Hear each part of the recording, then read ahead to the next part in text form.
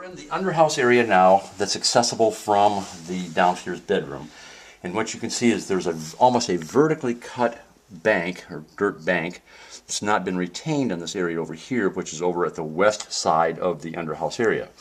And because this bank isn't fully retained, this ground that you see here has sloughed, and now we have direct earth-to-wood contact in the area that would be underneath both of the furnace units. But one of the things that I'm noticing when I was in this area down here, number one is there's very, very minimal ventilation. You have two small gable vents, one at the east and one at the west.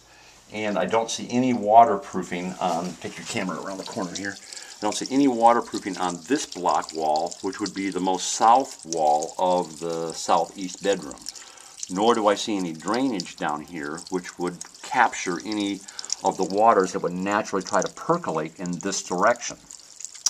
Normally when you have a retaining wall that's a part of the living area, you'd see visible waterproofing so that moisture can't permeate through the exterior wall, and you'd see a form of drainage behind the wall to capture any surface and subsurface waters.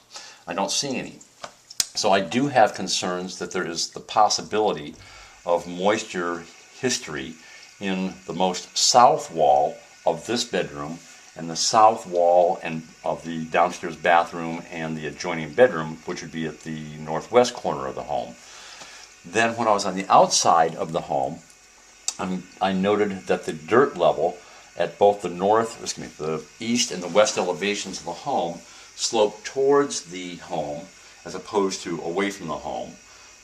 The irrigation systems on both sides of the home are spraying right next to the foundations.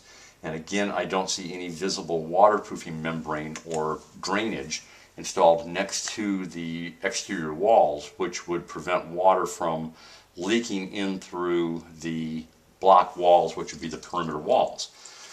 Without pulling the carpeting back, it's impossible to know whether there is a history of water down there or not. But it certainly has all of the reasons why it could be there.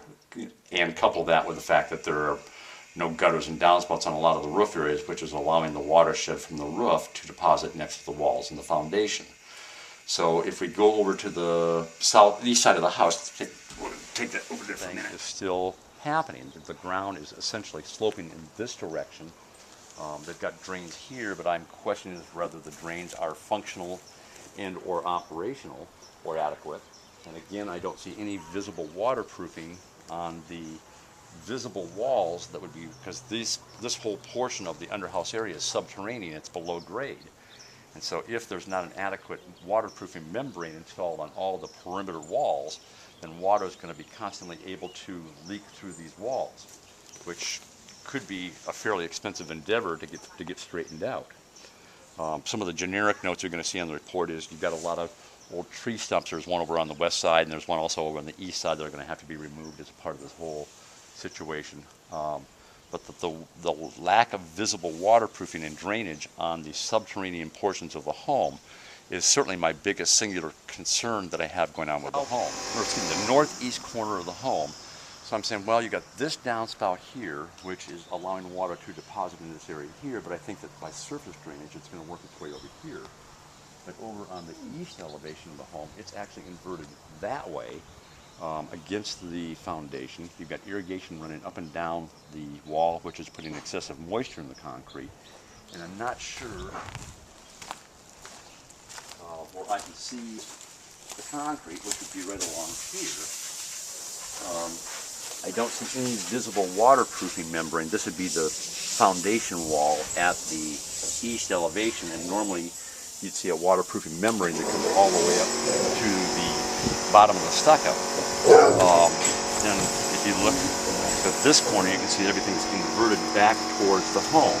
Again, all of these issues contribute to the possibility that there very well could be some water damage inside the walls, that unless we do some destructive testing, we're not going to know if it's there and it's been painted over. I would recommend that we have it tested to determine whether or not there's water damage inside the walls and or mildew in any of the perimeter walls. If we go over to the west side,